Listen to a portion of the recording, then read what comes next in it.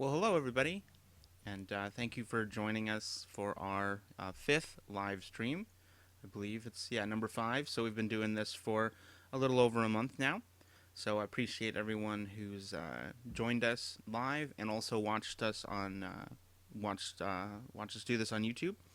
So kind of realized the last couple of streams I didn't really introduce myself. So my name is Jonathan Daly, and I am the lead programmer and level designer for Rose Racer here at Nacelle Games. I also do a lot of technical art stuff, so things with materials and um, all the textures that go into the game, stuff like that. So, really quick, always do this at the beginning of the stream. It's super helpful to us if you like us on Facebook at facebook.com/Rose Racer Game.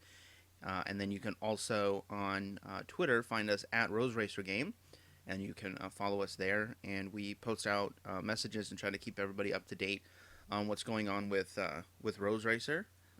So we got some pretty cool, exciting announcements coming up over the next week to 2 weeks. So that'll be cool. So keep posted there. Also on our website at nacellegames.com, you can actually go to nacellegames.com/Rose Racer to get some more general information about Rose Racer, the game. But also, there's been some blog posts that we've been posting. Our lead designer, Carrie, she posted a blog post about the game and about designing the game. And then also recently we had a post from Rose, our main character, wrote a blog post, and that got posted online at the end of last week. I believe it was the end of last week. So it's there. If you go to nacellegames.com/blog, you'll get to the blog posts on our website, and you can read through those. And that way you can kind of see a little more behind the scenes things. So today in the live stream, what we're going to do actually is we are going to basically lay out the track in a digital sense. So what we have now is this is actually the newly laid out track. So we made some changes and adjustments to how the track is actually laid out, and how big the track is, and it's mainly to just tuning that we've done based on gameplay. Probably the biggest change since last week that we've actually gotten in is, if I go to play this in the other window. So the biggest change that we've gotten is actually multiplayer is in and working. So we can get that up and running. I've got to recall. Actually, do this as a list. I just have to recall where that setting is. I think it was in our game mode. Yeah, here we go. Number of players, 4 players. So we can have up to 4-player local multiplayer. And voila, we have 4 players. So yeah, we can play 4-player local multiplayer, which is awesome. And we actually had our first playtest this weekend with multiple players on Sunday. We were over with some family, brought the game over, and got a chance to actually play with everybody. Oop, I'm running into vehicles here. So I don't have 4 controllers hooked up to the computer right now, so I can't control the other cars. I can just control the first one. But it is working. So it's kind of our initial pass at getting multiplayer up and running. There's still a lot more to do in terms of being able to manage all 4 players on the screen at once. And really it comes down to things like being able to know which player, is which. So, if someone goes across a lap timer, then we know, okay, well, player 1 just went across and we need to store their lap time or something like that. And we're still working out exactly how going sideways. We're still working out exactly how that's going to work out with the lap times. We've been taking a look at a couple different games and how they handle lap timing. And as far as like displaying it, keeping track of it, storing it for later viewing, stuff like that. So yeah. But about what I'm going to do today is, so I'm driving around the track, and I'm in the top left corner, obviously, on player one. So driving around the track, we're actually going to need to know a couple different things about the track in a digital sense, and not really just the track, but like the optimal path around it. So we're actually needing to do a couple things with that. We're talking about some of the stuff we would need to do. So like things we need to know would be we need to know obviously the pole position for all the players.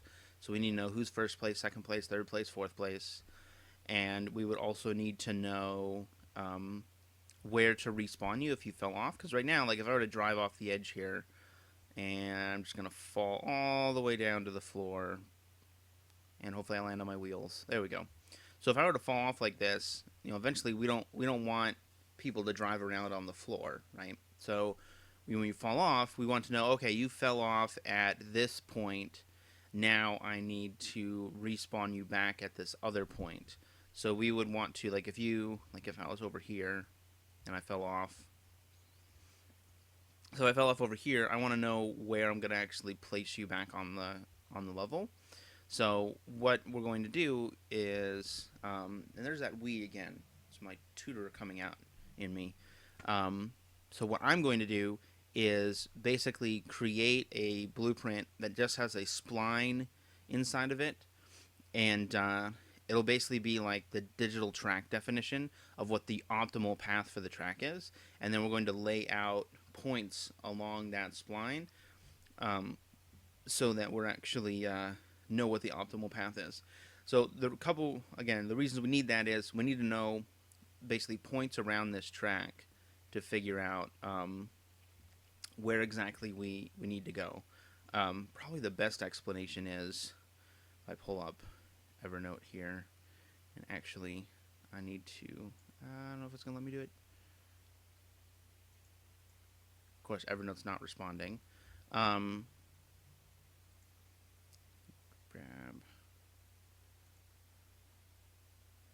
I don't know if Evernote's going to respond. Nope, it is definitely not responding. Haha, there we go. Okay. I don't think you guys saw anything you weren't supposed to do. Okay, those were notes from something else. Which is fine. Okay, so what am I looking for? I'm going to show you some notes I did. If I can find them. Here we go.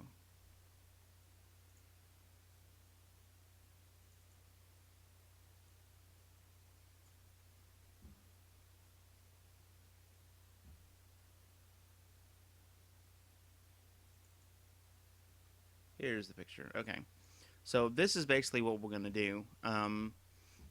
So this is our pole position system that I sketched out. So I did sketch it out on a notebook and then actually took a picture of the notebook. And the main reason I did that is I lose things when they're physical, like a physical piece of paper, right? Like real world stuff. So I make everything digital, so I don't lose anything. So basically, what this is you like you have your starting gate. So this isn't actually a real course. I'm gonna go ahead and say that first of all, this is not a real course. This is not preview of any of the courses that's going to end up in the game. It was just a standard oval, and I put a little chicane in it so that I had kind of a layout to test out this system in my head. So basically, I talked about having box colliders in here for these different checkpoints, but I'm probably not going to do that. But if you see we have all these dots like 0, 1, 2, 3, all the way through 13, basically these points are going to be our spline that are going to be my spline that I lay out. And I'm going to go and basically lay out a spline that's going to be the optimal path to go around this level. So basically this is going to give us the ability to determine which node you are closest, that a vehicle is closest to. So we may end up using the box colliders now that I'm thinking about it, because you kind of need to know if you're past a certain point. But basically we'll be able to tell from the position of the vehicle and the position to the closest node or basically the closest spline point, you'll be able to say, okay, well, this car, like if you see this vehicle here, so this car looking at, what node is it closest to? Okay, it's closest to this one. Um, then if it's closest to node one, for example, I'm about to point at the screen and you can't see me. But if it's closest to like node one, then we say, okay, well, if its distance to node one is greater than the other vehicle's distance to node one, and it's the same node, then we can tell, okay, who's in first and who's in second. So basically, how we're going to determine who's in first and second and third and fourth is how much distance it is from you to the end of the track. Well, we can't just say you to the end of the track because we don't want this going backwards, right? We want you to actually go around the entire track. So that's where this node system comes in, where basically you're going to look at the first node and be like, okay, you're closest to node one. You have a set distance from your vehicle to the first node. Then we're actually going to pre-compute, meaning we'll have this calculated and stored before the game starts, how much distance there is between each node and the end of the track. So for example, like 0 node to the end of the track, there's none because you're at the end of the track. But then 1 would be, or actually take it back, 0 would be the full length of the course. So like it would be from 0 to 1 to 2 to 3 to 4, and we're going to basically take all those distances and then add them together, and that will be the that will be like the length of the course. So that's what I need to do today is start working on this system. So there's going to be like the pole position system will be part of this system, where you can basically, you'll be able to ask the pole position system like, hey, how far am I away from the end of the course? So you'll be able to actually say, okay, you're this far away from the end of the course, and then or you can even, honestly, probably what it'll be is the car will ask, what position am I, or the HUD for the car will ask, what position am I, so that'll be tracked, and then the pole position system will be able to tell you, you are in first place or fourth place or third place, or something like along those lines. I'm still figuring out how to distribute the systems, because we're going to have a lot of different systems in place for this game, right? So, and any game has a lot of systems, but you want to make sure that you're actually distributing them at a good rate, because we're using Blueprint mainly right now, but a lot of these calculations, so like being able to calculate how far away you are from the end of the course, that's going to happen probably on a per frame basis. So that's going to be like C++ code. So that's going to be stuff that's going to be calculated out, and that will be all. That'll all be like that kind of heavy math stuff is done in C++, and it's really because it needs to be done. It's going to need to be done every frame for every vehicle. So it'll be 4-player car vehicles, but then we're talking about having AI in the game, so all the AI will be able to need to know that well as well. So you have kind of multiple vehicles that's going to know, okay, how far away am I from the end of the map? And then based on how far away a vehicle is, then basically then the probably the game, either the game mode or the game state. I haven't decided which is going to handle it yet, but one of those will handle the actual pole positions and say, okay, who's in first and second and third and fourth place. So yeah, there's none of it's like super complicated systems. It's just making sure that they're all working together and that they are put in a place that makes sense, right? Because you have like the game mode versus the game state. Probably game state is where I'm going to actually handle like who is in what position, and that'll be the game state. The game mode is more so for like setting up like what the game is going to be, right? So like in this case we're doing like the racing mode, and we have it set up that the game mode is handling the players 1 through 4 and what their I'm going to close this. So like the game mode is determining right now, its main job that it's been coded to do is determining how many players are playing. So I'm actually going to drop that player count down to 1 so that I can actually play the game if I need to. So yeah, that's pretty cool. While it's saving, I'm trying to think if there's anything. I'm trying to think if there's any news about the game that we can announce. I don't think so yet. So cool. I guess I can go through really quick because some people that are Unreal developers may be interested in how we're rigging our multiplayer up. So basically, how the system works is um, at the start of play. Um, okay, so in the actual track, we actually have all the vehicles already in the track, um, and then we have our spawn points, which are right here. And actually, I'm actually gonna move my spawn points. I didn't realize they were clipping the cars. It shouldn't really matter, but it's going to bug me. So start line, player starts. Okay, so we have player starts in here. I'm doing that we again. I have player starts in here, and so I have player starts in here. So basically, what happens is when the game starts, the the mode, the game mode handles spawning all of the players in. So what it does is it goes through a for loop here and grabs all. So this is like a temporary way to do this because right now we have all of the same vehicle. We have four of the same vehicle in here. But eventually we're actually going to have possibly different vehicles. So right now we're not worrying about spawning in vehicle pawns for the player to play as, but I'm using that we again. It's so ingrained. I do so much tutoring. Um, okay, so I'm not having the vehicle spawn in right now, and eventually we'll be able to from the game setup screen go into this screen, and we'll know for how many players and what player is using what vehicle, and then even what character in what vehicle. Though we're going to be tying vehicle and player together for our demo. You won't be able like whatever character you pick, they're going to come with the vehicle, and you won't be able to switch it. At least that's the plan. If we get time, maybe we'll do vehicle switching in the demo that we're working on. But yeah, I don't know. Anyway, so because they're all the same, I basically just store them all in an array for the starting vehicles, and then I check and see, well, how many players are we going to be using? If it's one player, it is a standard. If it's one player, then basically I'm not actually creating any players because by default you're going to have one player in the game, right? At player index 0. So that's just totally, completely cool. So basically what I do is I go and get the other 3 cars that are there and destroy them. I just basically get rid of those cars. Because right now it's like basically 1 through 4 players. So this is probably how we're going to handle time trial modes.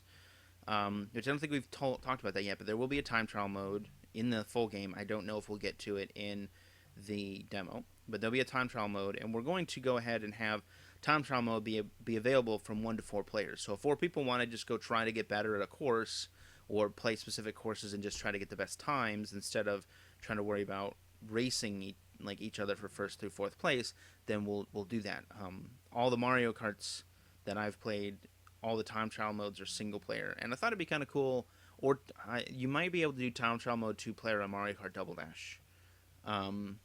That might work. I'll have to look at Double Dash again. So basically, we're just destroying the other vehicles. So this is how it would work in time trial mode. Eventually, though, if we're doing like our full like story mode, like the story portion of the game, which we haven't talked a lot about how that's going to work, but the story portion of the game, that's going to actually have the same number of racers every single time. It's just whether or not 1 through 4 of them are controlled with the main character. But if it's just one person, then we don't have to create a player. We just use the one that was already created automatically. But basically, what we're doing is you're spawning in at these player starts, and you're spawning in with a dummy pawn, which doesn't do anything. It literally doesn't do anything. What I may end up doing is, if we needed to add in like some camera effects, like at the beginning of Super Mario Kart, where like you're like on the other side of the start line and you like rush in towards the person you're gonna play as, and then kind of turns you around. I may do that because we're going to have pawns that we could theoretically move around and control. But basically, everybody starts as a dummy pawn, and then you possess the vehicle and then control that, and that's how that system works. So it's the same for 2, 3, and 4 players, in that basically you are using player one, which is at like player one. We never create player one because player one's already automatically created. What we're doing is we're creating players 2, 3, and 4. And the reason it's 2, 3, and 4 and not 1, and 2, and 3 is we're getting some weird problems with, you would play them, and if you had the players at like 1, 2, and 3 instead of 2, 3, 4, then you would actually go in and have like the first player viewport would be blank, or it would spawn at like a weird position in the world, at like underneath the level, and you wouldn't be able to control anything. So that was a little weird. So yeah, so uh, the biggest thing I haven't looked at yet that I haven't solved is the player indice numbers.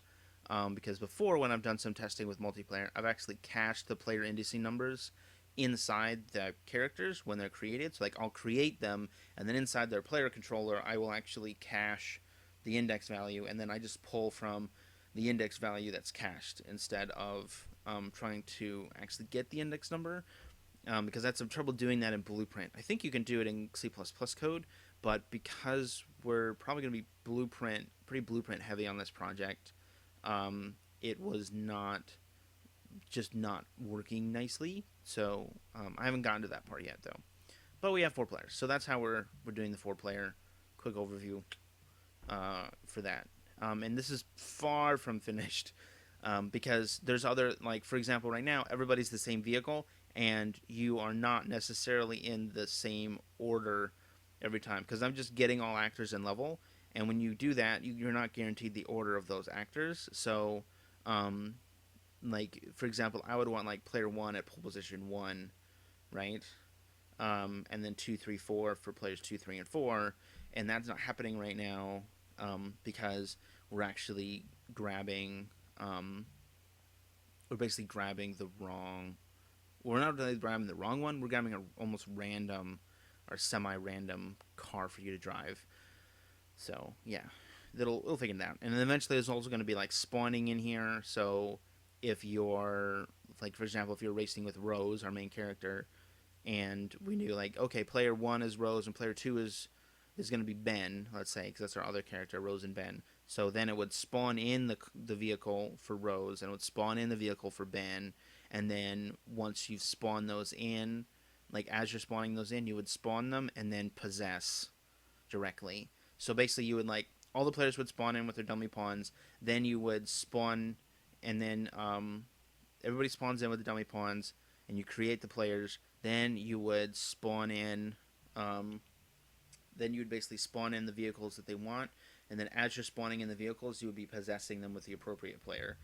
So basically, stuff like that. So like that stuff isn't in here yet, but we'll get there.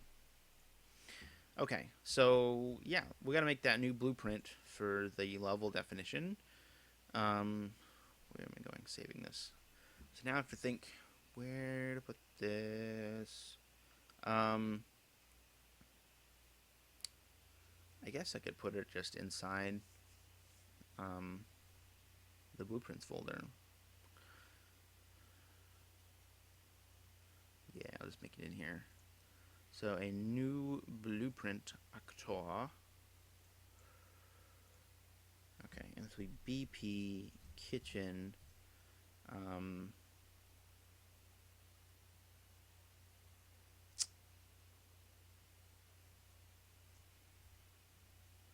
I guess I'll call it the kitchen definition. That sounds weird. Name sounds a little weird, but I think it'd be all right.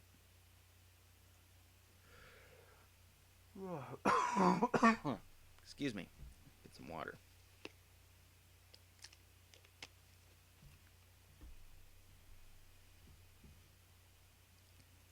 All right, and in this,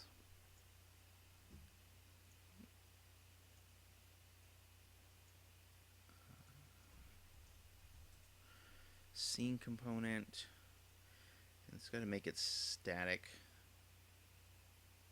And let's see, a billboard.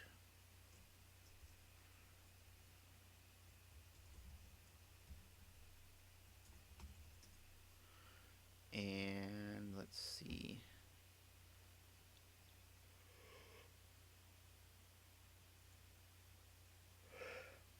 Pardon me. And then I need a spline.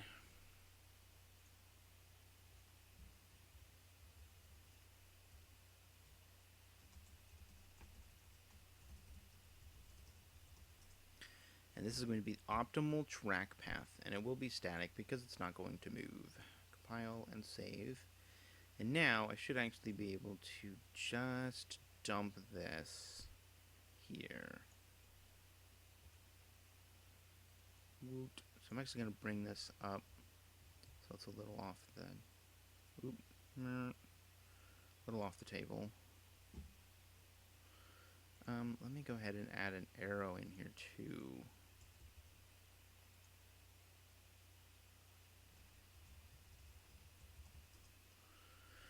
And I'll make it kind of a light blue. I like that a little better.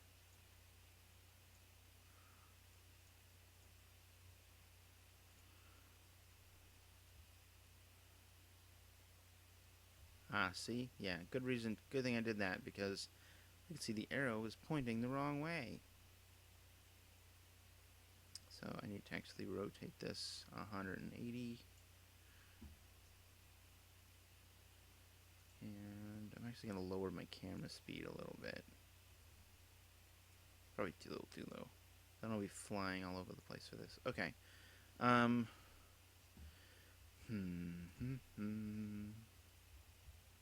Probably what I'll want to do is...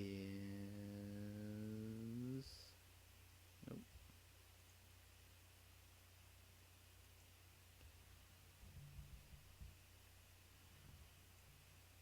I want that. Focus. Okay, I'm probably going to do this first.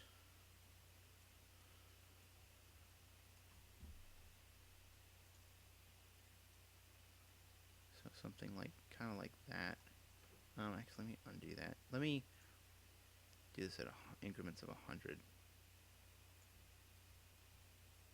And let's do 500. That's better.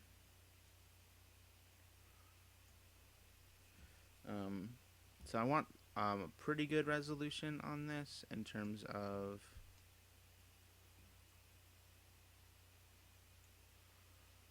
.500 actually might be a little much. There we go. 200.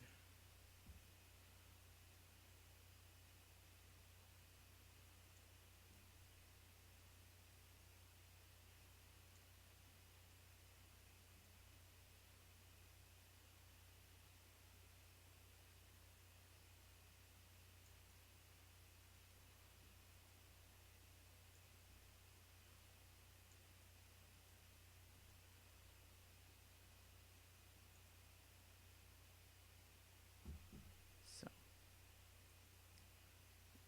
and I just saw a quick shout out to Game of Studios, who's hosting our live stream. Appreciate that.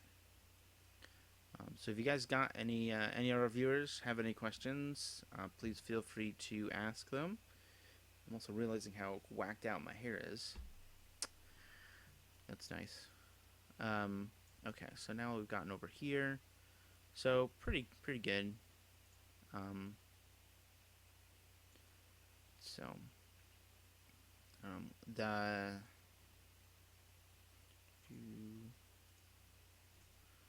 delete that one. There we go. So I want pretty high resolution on this, but not super high.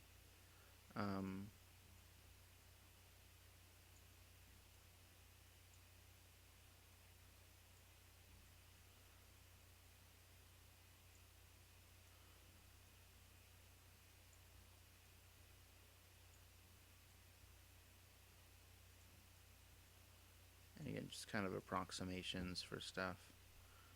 And the reason is that basically we're going to be using this spline path as a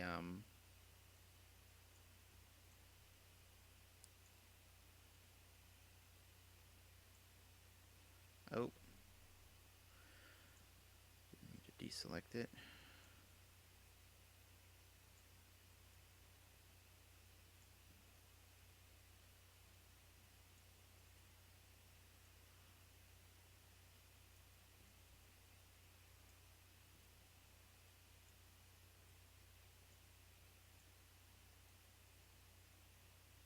Basically, this is also going to be the path that the AI is going to use to know how to drive around the track.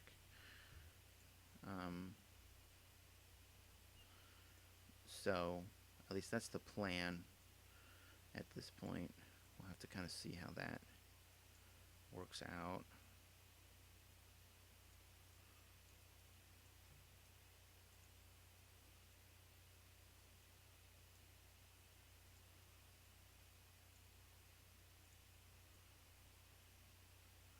Probably the other thing to note here is the heights of these points are not going to be right because we're doing this from top down first. So we're basically getting the x and y coordinates correct, but the z coordinates are not going to be correct. So we'll have to fix that. Or I'll have to fix that. You can watch. So that tutoring again.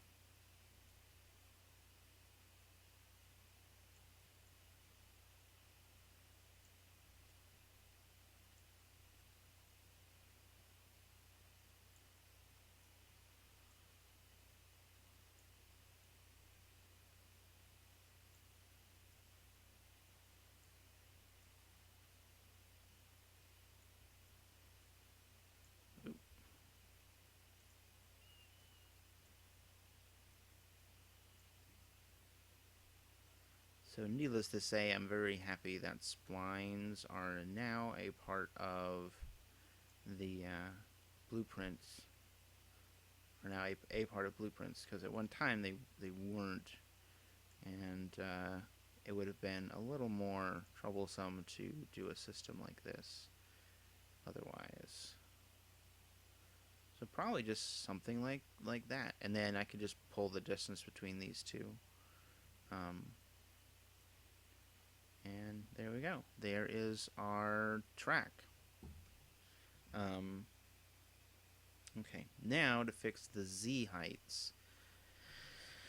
Because everything's the same height, and it's basically the height of the table.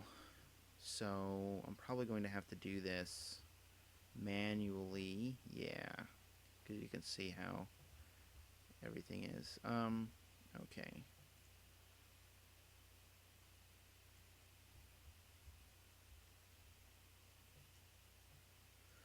I hope I can select these nodes through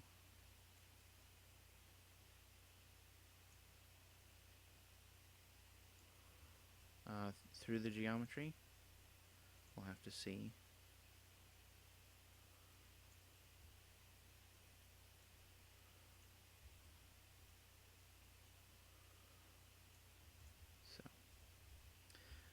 Please feel free, if you got any questions, to ask some questions in the chat here on Twitch. And if you're watching this as an archive on YouTube, please feel free to post in the comments section to let us know any questions you may have. And I'll try to answer them to the best of my ability. But I also reserve the right to not answer a question if I can't answer it. Oop, autosave. Those are both lovely and annoying, the autosaves. It's saved me on more than one occasion from having to redo work, but it can be a slight annoyance too. Okay, cool. I can select through geometry. Whew, that makes it a lot easier. Alright. go. So I think that looks pretty good thus far. All right. So this one's next.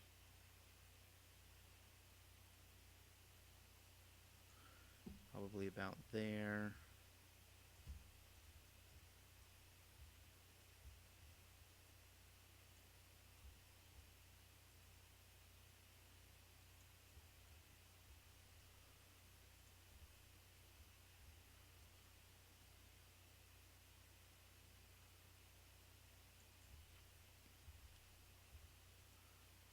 It's probably a little high. There we go. So you can kind of see that this line is kind of curving up, and that's because the other point is so much lower.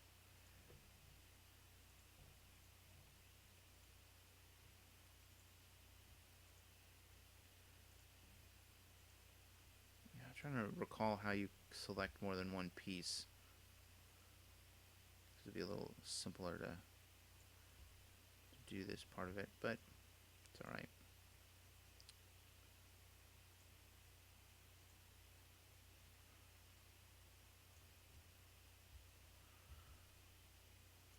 I could probably actually bump up my camera speed a little more than that. That's a little better. Ooh. All right.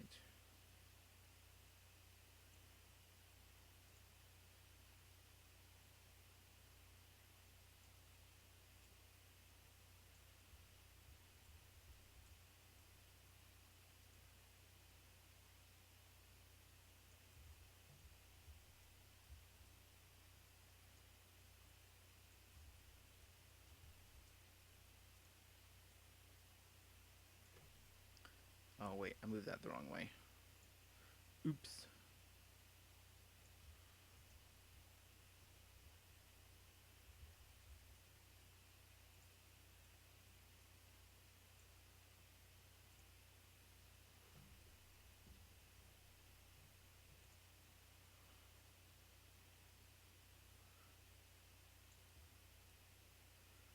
Trying to think of other things I could talk about while you're watching me move node spawn points around, or spline points rather.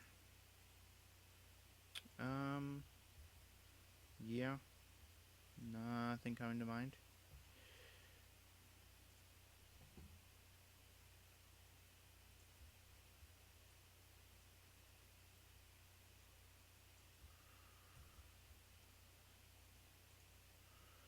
So, I guess I can talk about like we have started doing some more modeling for the kitchen, the environment basically.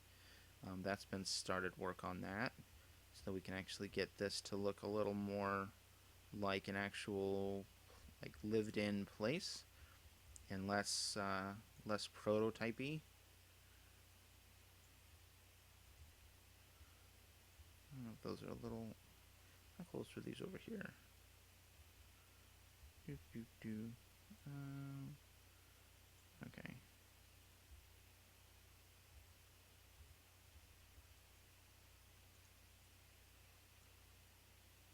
They're okay. Just making sure they're roughly the same height values. I don't want to make these too low. Um, so, all right.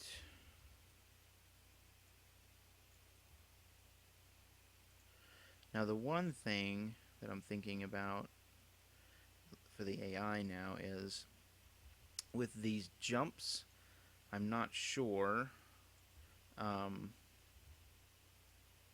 exactly. Um, actually, that looks pretty. That looks okay. I'm not exactly sure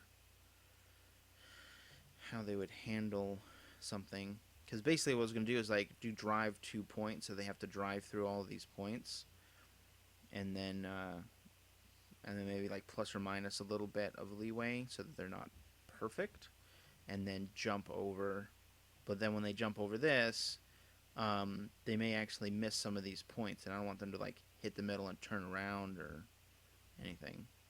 So, what I may have to do is have um, like basically select certain points of these, like certain numbers of points or something. I don't know.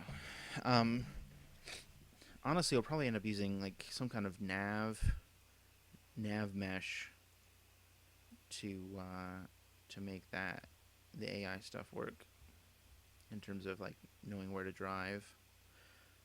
I don't know. I'll have to see if any other developers have published anything about doing AI for vehicles. I know there's been a lot of stuff done in Forza, um, like Forza 5 did some interesting things with their AI, with their drive avatars. So I might take a look at that. We're not going to do anything that extensive, but it might give at least some interesting ideas to um, how they simulated um, how they simulated that stuff. So the most interesting thing is the AI for the AI for Super Mario Kart. I was noticing playing that game that the AI basically all follow the same path. So like all the carts get in the same path, at least at the very beginning, and then they basically kind of all follow roughly the same line for the track. So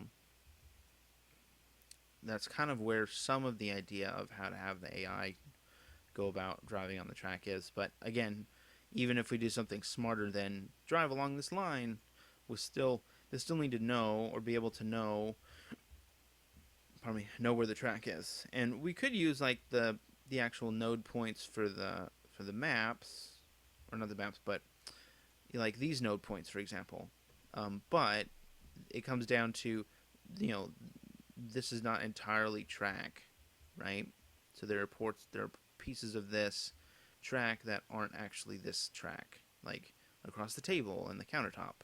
So, and it's easier to have everything in one spline instead of multiple splines.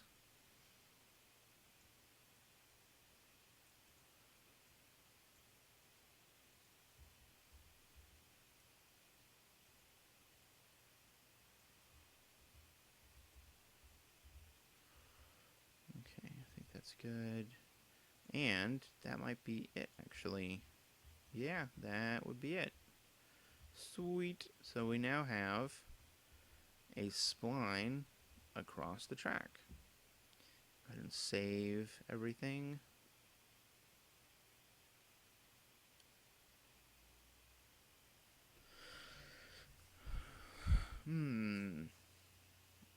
I don't know if we're going to do any C++ programming in the stream today. I was just thinking we may be to that point. Um, okay, let me save and check in this stuff into our source code.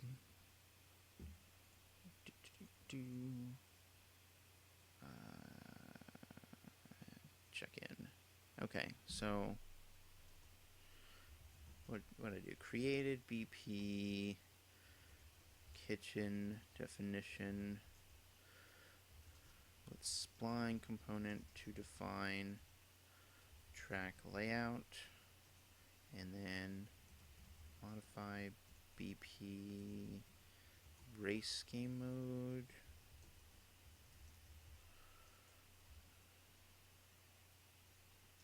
To only spawn one player.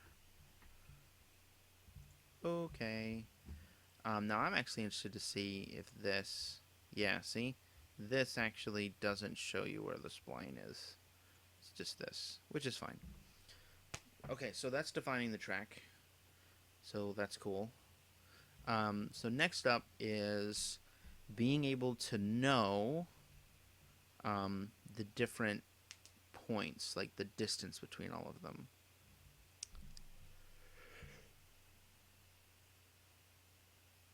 Oh, pardon me. So, I have to think. I'll probably have. I mean, this is going to be in the track, like in the game world. This BP. So I've got to think about this for a second. So if it's going to be in the game world, this blueprint, and I'm going to need to know the distance from one node point through the entire network to another, or to the end node point. Probably what I need to do is store all that information in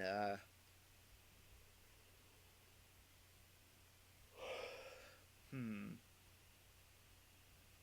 well, let me do this. So in the construction script,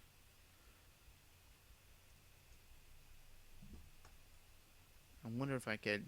I'm going to need to know the final point at all times because that's I want to do distance between. Well, first of all, let me look and see what actually is even in here for splines.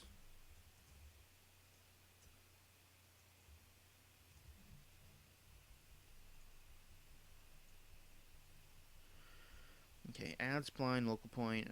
Get distance along spline at spline point. World direction. Get world location at spline point. Okay, I don't want any of the spline mesh stuff, but get distance along spline.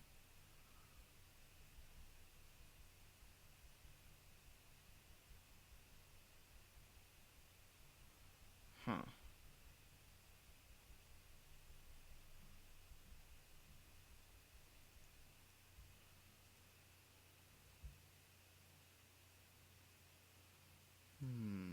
Let me actually go look this up to exactly see what this is.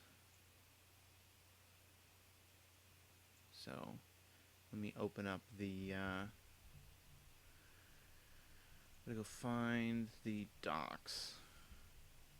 Okay, and I'll go show you guys this so you can kind of see what I'm looking at. So basically, I want to look for, search for get distance along spline at point.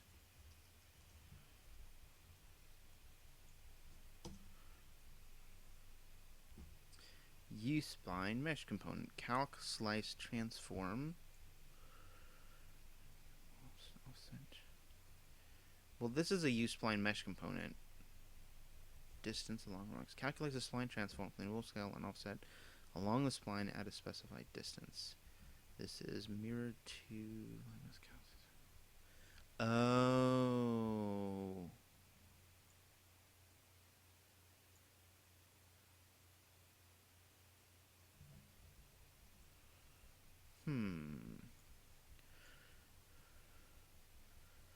Okay, this is still calculating the slice transform. Let's do U mesh. Ah, here we go. Maybe. Man, that text gets small.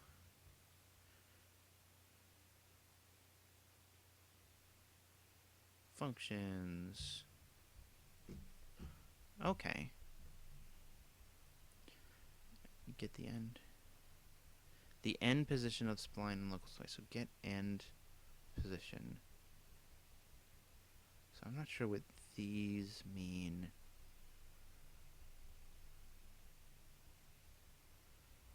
I'm not sure what that.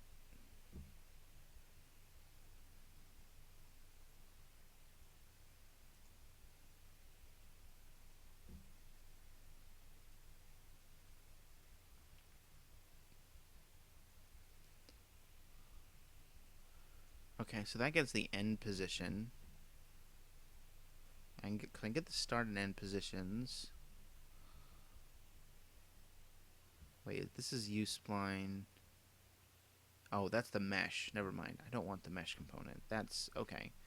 That is not what I want.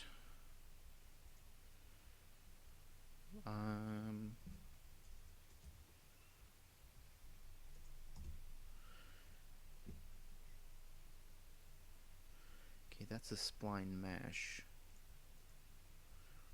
Ah, U-spline component. That's what I want.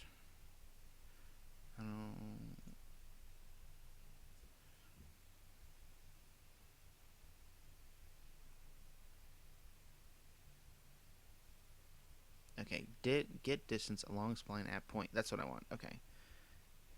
So what does this do? So I'm going to look at that. So this is actual C++ code here. So this is the actual code behind that node. So let's see if the point index is greater than or equal to 0 and less than the number of points. Return points.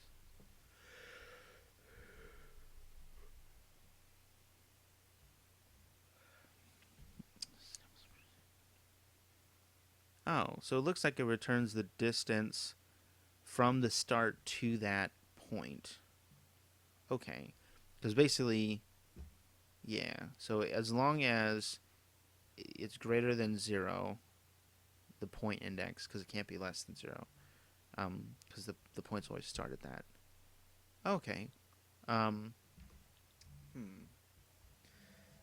Though, I'm trying to think though, because I want like from a point to the end, the distance, so I can calculate.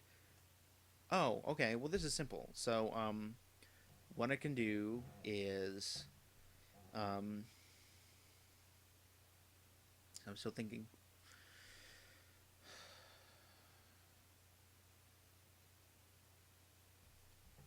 I'm yawning a lot. I'm sorry. Whew. Long weekend. Okay. So I know it's Tuesday, but it was a long weekend and a long day yesterday. Um, okay. So basically, what I can do from this is I can say from a set point that I pass into a function. So I'm going to make a function. Let's go ahead and start making this function. Delete that. I don't need this in the construction script. Make a function. So I'm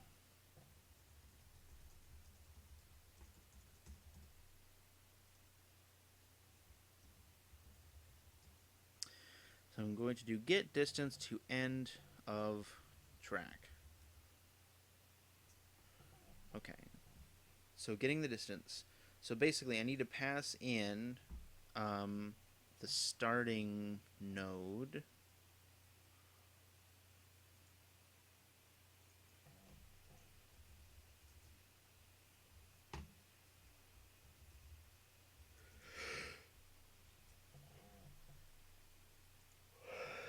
And that'll be an... Oh, cool. They actually said integer now. I haven't been in here since updating to 4.5, and they actually, instead of saying int, it actually says integer. I think it used to just say int and bool, and now it says boolean. So that's actually starting node index. Okay, so starting at a particular index, I can basically, and then I'm going to return. Oh, and it's saving. Ah. Okay, so basically what I'm thinking of doing is I basically pass in a starting index and say, okay, I want the distance to the end of the track from this point. And what it will do is it will calculate the distance from the start to that point and the entire distance of it. So basically from the start to that point and from the start to the end, and then subtract the two. Take the start to the end minus the other one, and that's what's remaining. So that's what gets returned as a float value. So this is going to be distance remaining, going to be a float.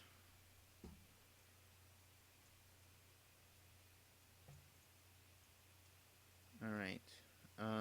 So what I need to do is let's spline gets distance along spline at point, and then another spline one. Get spline length. It returns the total length along this spline. Sweet.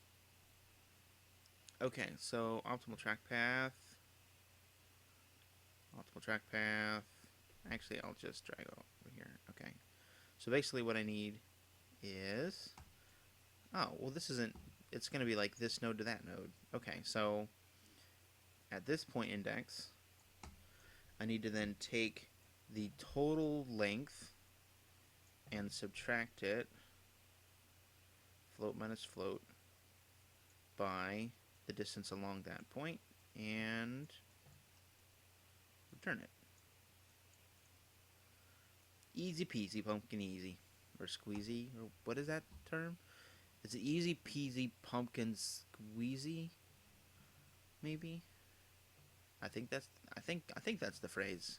I have no idea what it means. Um I just remember hearing it as a kid.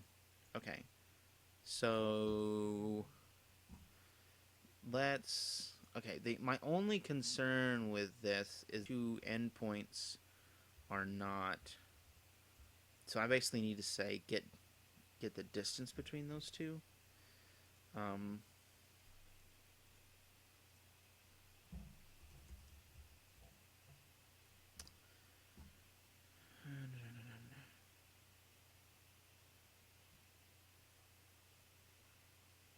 get distance to, wait, this actor to another actor? Oh.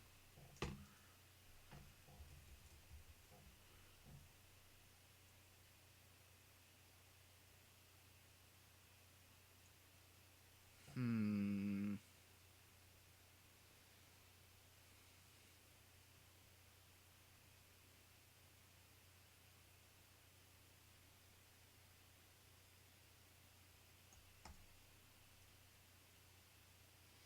Trying to think. I want to get the difference in position. Um, Maybe there's a vector I can, like some vector math I can do. Hmm.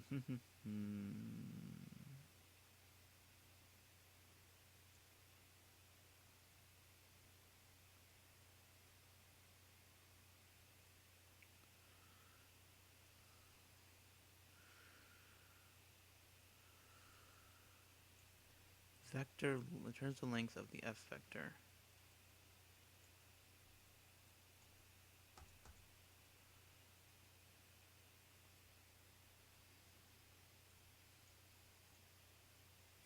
Well, I could do that because that's the vector length. So I could determine the vector from one point to another, like the difference in distance between the 2 points. I'm trying to remember vector math. Um,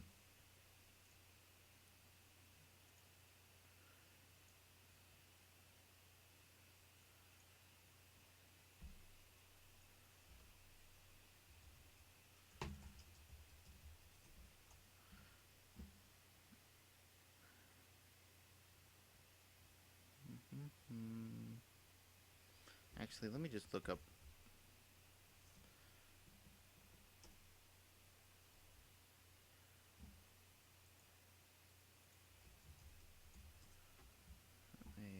A vector.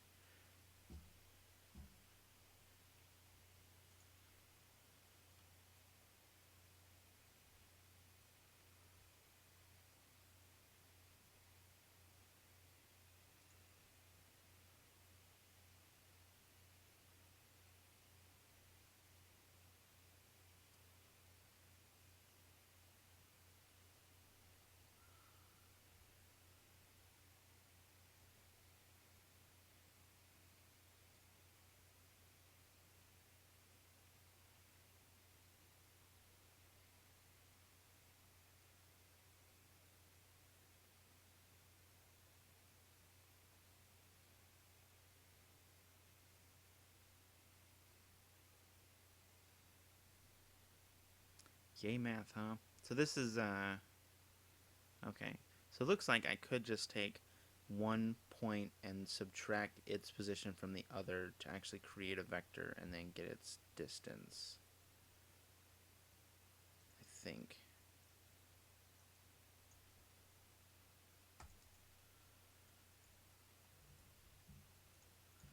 So basically what I need is I need to get the spline. Hey, what is world points? That's the spline. No, that's set. I want to get world location at spline point. Okay. So at spline point 0, and then can I get the final point?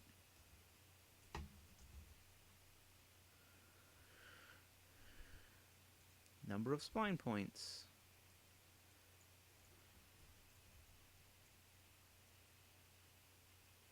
Oh wait, that's the number of them.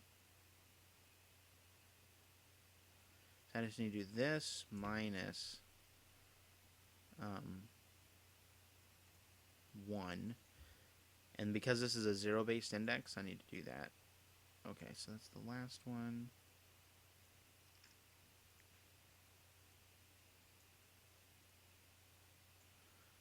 Okay, so getting those, and then I need to do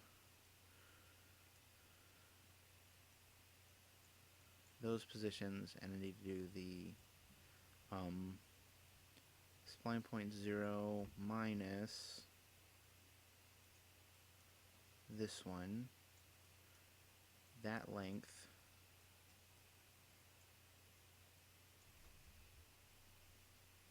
plus, oh, I don't want to do plus a vector, what am I doing? Float plus float, and that's what I want to return.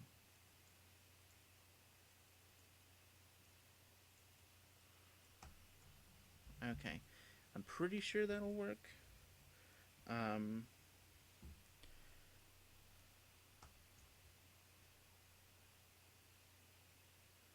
Okay, probably what I want to do actually is this. Copy that and put it in the event graph under begin play.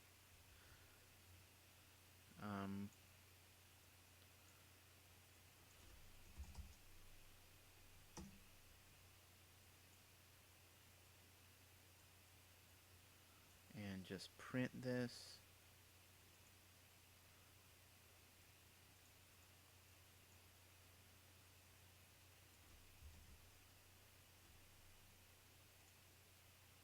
No, I didn't want to make an in-app purchase.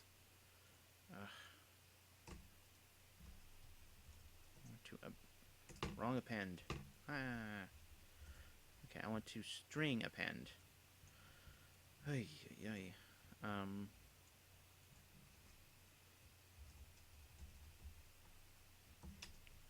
Okay, so let's see if this actually works. Ooh, I'm missing some targets. Ah, what the? Oh, number of spline points. That.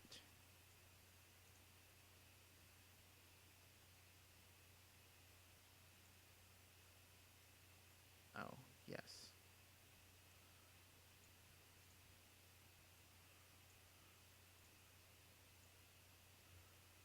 Okay, so now if I play... Okay, end distance of 100? That's a little exacting. But let's see. So if that's 100, then... Wait a second.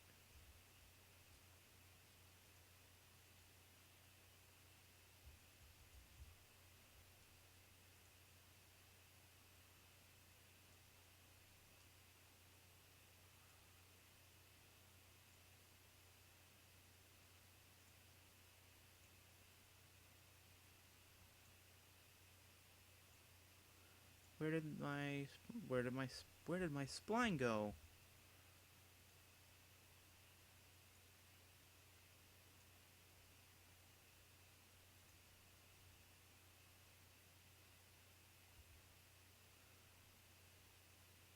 Well, it looks like that's actually doing it right, but I have no idea where my spline went. That's not cool.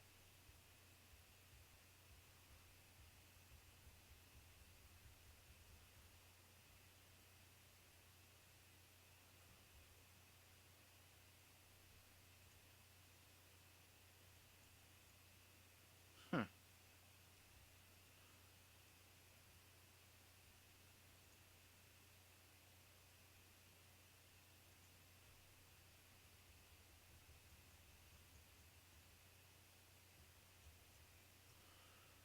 Well, that's fun.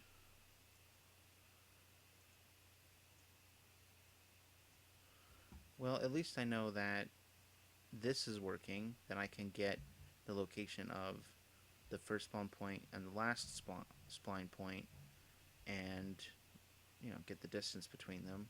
So at least my end distance thing's working.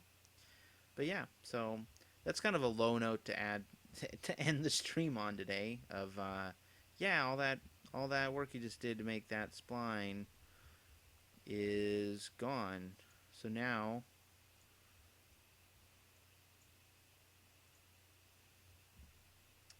that's a fun thing. I did check this in though. So actually, what I can do is take all this stuff and just delete it. But if I do this, let me do this. I'll make a function here.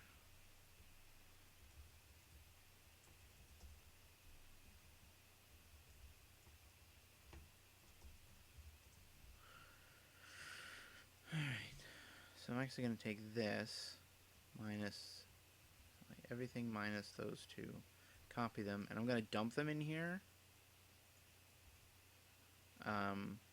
just so that they're saved. I know I got to check it out, but so that they're saved in there. Then compile and save this, and then I'm going to actually go back and revert this.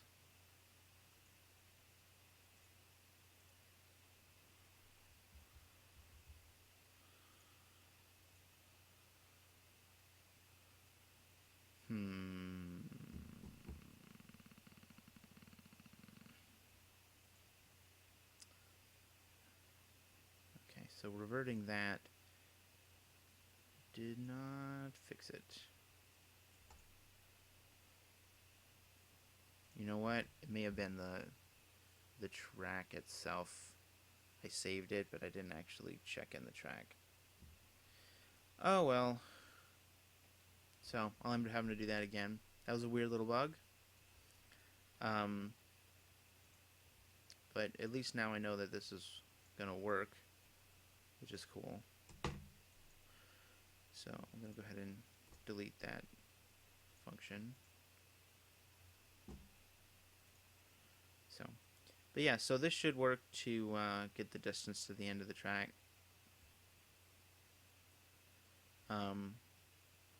Okay, so let's see. Let's at least test to make sure that this function works. So we have these points here.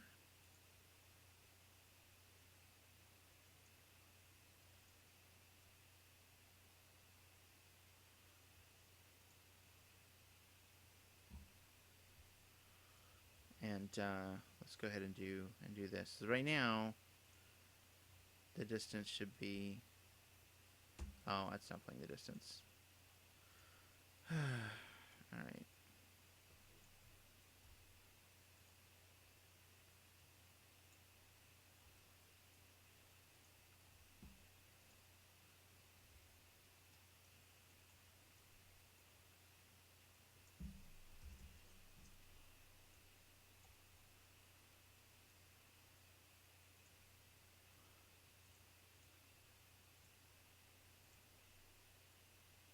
You're saying the distance is 1,300. But if I were to take this and move it to be like there, the distance should actually be much shorter. Yeah, 316. So it's basically saying this distance here. So let's go ahead and get that total distance. And what we'll do is distance to end of track from the 0 point. And we're going to do another print. Okay, so the first number will be point to point. Yeah, 2282 316. Okay, so now I should say, well, let's get from 2 to the end. 0, 1, 2. So just this last piece.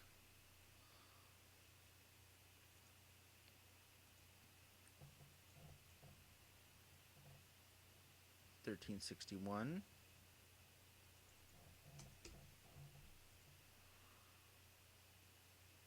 Hey, it's working. Cool. So it's working, except now my spline is gone. So that's fun. I'm just gonna delete all that stuff because it doesn't matter. But this get distance thing is actually working. Fantastic. So, yeah, that'll actually, we'll go ahead and call it for the stream because I'm sure you guys don't want to see me redo the spline points. But we got to do some vector math. That was fun. So I want to remind everybody again to make sure that you're checking us out online on Facebook at Rose Racer Game and on Twitter at Rose Racer Game. And then you can check out more about the game online at nacelgames.com/Rose Racer. And you can also check out the blog posts on our website at nacelgames.com. We had a blog post from our lead designer, Carrie, and we had a blog post from our main character, Rose.